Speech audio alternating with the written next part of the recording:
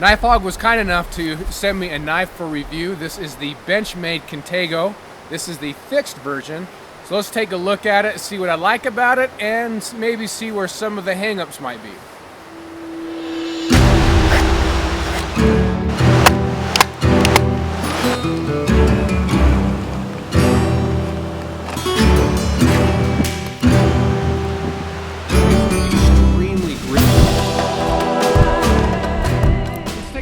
Blade first. The blade is 5 inches long. Now if you guys have been watching my videos for any length of time, you know for me that is my ideal length on the blade.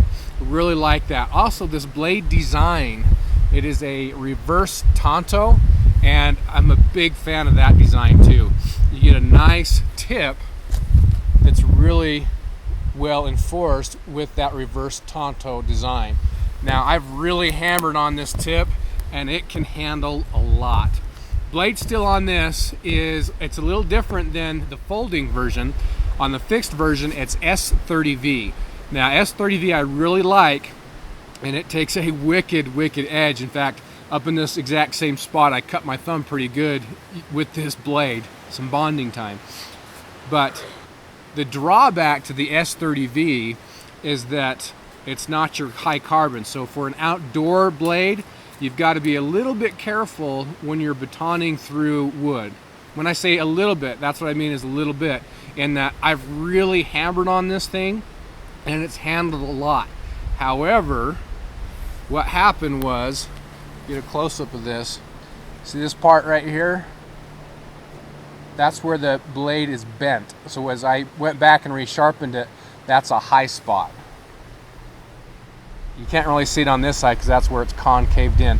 Now it's not much, like if you were to look at it like this, you barely see it, not much. How that happened is I was making a tool and I got to a knot in the wood.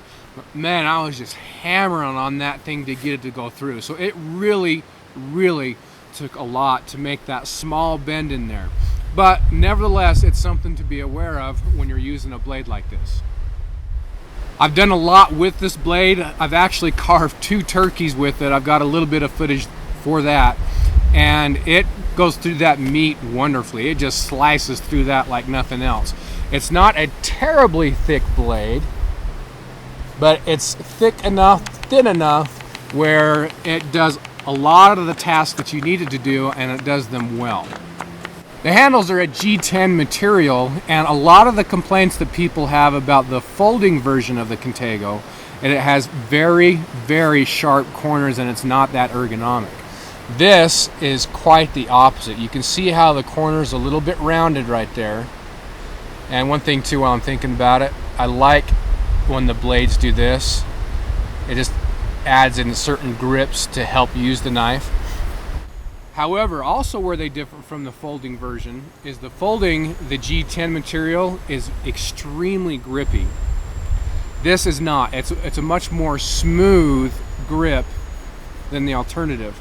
For me, and kind of the intended application of this blade, I would rather see these a lot more aggressive.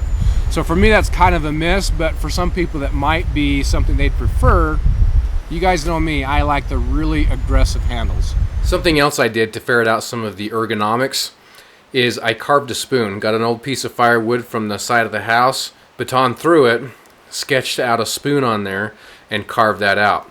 It was kind of a fun process, did the entire thing with the knife, and I was just lost in enjoying the process and kind of forgot about the knife, which tells me that the ergonomics on it are really good. No hot spots, nothing like that I noticed throughout that process. There's a good look at the sheath. You can see you got your Benchmade logo on it. This is a Kydex. It's a good sheath. It's quality made. I'm just not a huge fan of it. It's good, but the biggest thing that I don't like about it is the attachment process back here. I would just prefer something else, like the Tech Lock is what I'd really like. You do have a tensioning screw right here, so you can kind of loosen or tighten the tension of that blade coming in and out. So that's nice, but it's a great sheath. Honestly, am I going to get another one made for this one? Well, maybe not. But I suspect that a lot of guys might want to go that route. Do have some jimping on the back right here, but that's about all the place that you have it. So in that reverse grip, your thumb actually falls right on that jimping and it feels quite nice. On the other side of the blade, on the top, there is no jimping there. I would like it there. It's not the end of the world, especially right here on that thumb ramp, but you do have a little bit of a ramp there, so that helps. But again, I'm kind of a fan of the more aggressive style where it really grips my hand. I grip the knife, it grips me. That's what I like. Overall weight on this knife is about 7.14 ounces, so it's not too bad for the weight. And I like this blade quite a bit. Again, the things I would do different on it is I would make the handles much more aggressive, and I would add some jimping up to the top. That's about it. Now, understanding the limitations that you have with using this stainless steel to baton through things, but is this really the environment that this was intended for? Well, maybe not. You might argue that this is not a true outdoor knife. But if this is really a tactical blade, let's say this is a soldier's knife, a soldier might find himself in a variety of different environments, and it's going to have to take that. So for me, this is kind of a good testing ground for that.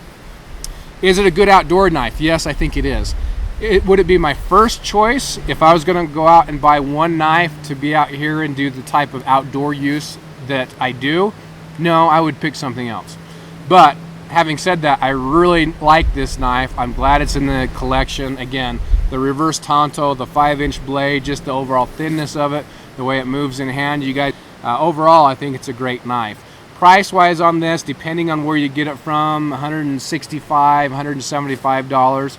If you go over to Knife Hog, you can get a 5% discount using the code CROKT20. And that'll give you a 5% discount on this blade or any other blade that you might find over there. So thanks for Knife Hog for working with me, sending this for review. It's a fun blade. I've really enjoyed it. And hope you guys enjoyed that review. Thanks much. We'll see you later.